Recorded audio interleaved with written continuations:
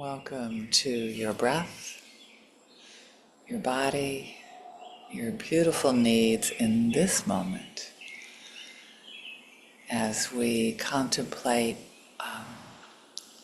remembering, forgetting, compassion. I don't know if anybody's ever had the experience of forgetting something and that knife comes into our stomach, this smack to our head. Oh, I can't believe I did that.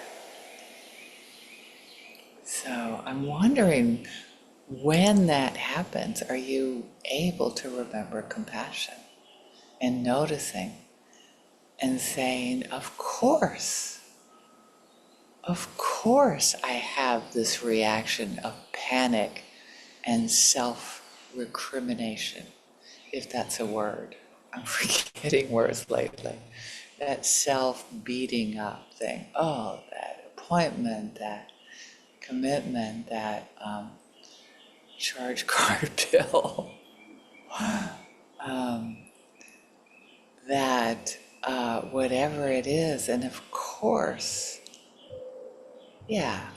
we forget.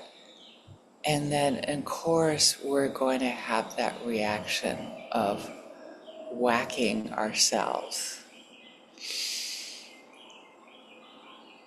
and not beating ourselves up for that coming in, that being our first reaction, that of course, how we're raised, how we care so deeply for what we do and how it impacts other people. I mean, what if they don't love us anymore because we keep on forgetting appointments with them? That's happened. I hate to say it. And that care, that compassion for myself, remembering that, oh yeah. And of course, I'm going to have this other reaction. I'm going to be honest about that. Because I kind of was, taught that there is something wrong with you if you're forgetting that, if you're not doing that, if you're missing that. It's our sense of safety. We didn't get smacked as children when we were able to remember whether it's a teacher, a parent, a grandparent. It doesn't matter. These things stick in us, and remembering to give ourselves compassion of oh yeah, of course I have this reaction, and to mourn, remember to mourn. Oh, I missed that moment to remember, but I didn't miss this remember to give myself compassion, even though it wasn't the first reaction, even though it's hard to do. Breathe into that possibility.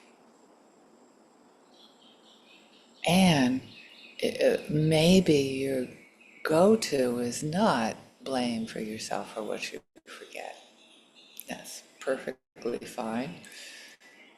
And I'm guessing sometimes you blame others for forgetting or not doing something. Mourning that you have an unmet need there. You were really, really hoping to get that need met by this other person, and it's painful. And compassion, remembering compassion. Oh yeah, I can be kind to myself even when that person doesn't do what they said they would do. They forgot, or we have the story of they're doing this on purpose, or they don't care about me, so they forgot. Whatever it is, there's 1,000 different, and it's the same old story. The same old thing. Just say hello to it.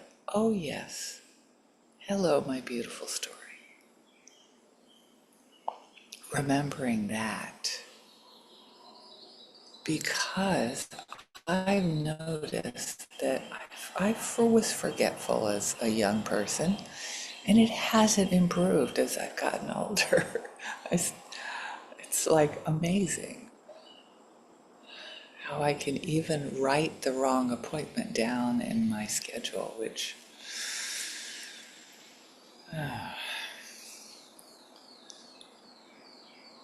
is, fearful, concerning. I mean, we get concerned about stuff like that, and just please don't forget to give yourself some love and care. And of course you're going to have that emotion. And that's an interesting fact that I just learned. Even though our cognitive abilities decrease as we get older a little bit, sometimes a lot, sometimes just a little bit, we don't know. And our emotions are still pretty intense. Our anxiety, our joy, and remembering how to normalize our emotions like the weather. I wish I had my reminder with me. I usually have her everywhere to remind me. It's like, oh yeah, sometimes the emotions block my ability to see my needs, my beautiful needs, my beautiful ability to give myself compassion for forgetting. It doesn't have to be a thunderstorm when I forget. It could be just a little shower of morning, letting go.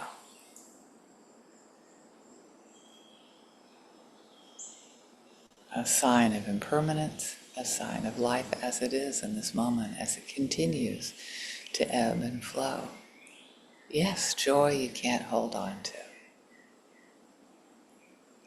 Yes, anxiety you can't hold on to. Although it seems to appear more than joy, unfortunately. They say in my practice that's something we need to cultivate. It's something we need to remind ourselves of. The little joys. The joy of like, oh yeah, I can have this reminder from my friend. I can remind my beloved of what I'm doing today that I just told you about 5 minutes ago, but that's okay, and that's okay.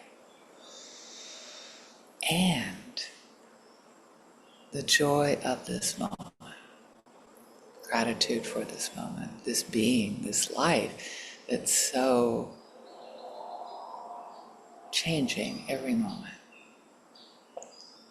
Remembering, forgetting, that's the game we play. That's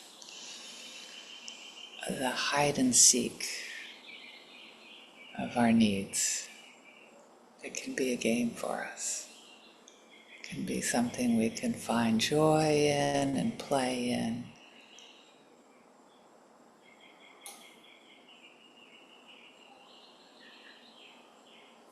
There's a song actually, Remembering and Forgetting. I'd love to share it with you if I could remember where it is. I think it's Jory Mansky singing it when I was teaching with her in India.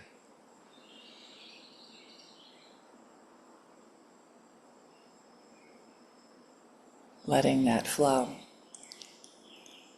Saying to yourself, of course, it's perfectly normal to forget stuff and to be sad about it.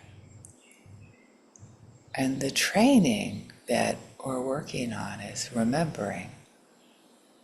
Sadness is going to happen. The little smacking ourselves on the side of the head is going to happen. And then the remembering is, oh yes, compassion. That's a practice. Oh yes, another opportunity.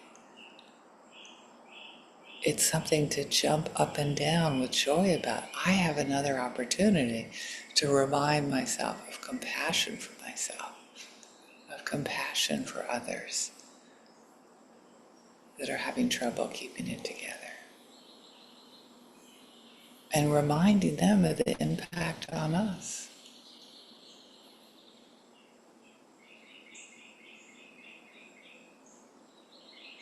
remembering, forgetting. Compassion, then remembering again.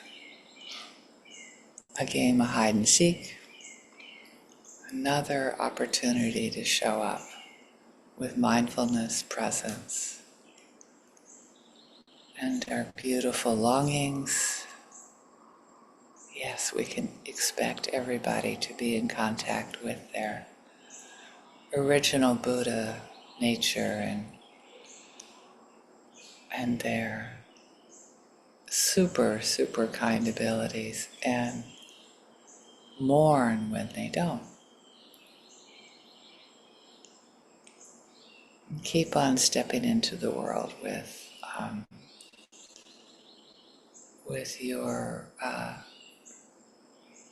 your best foot forward, whatever that is. I consider my best foot forward is stepping into the world with my needs, without any expectations of somebody else fulfilling them.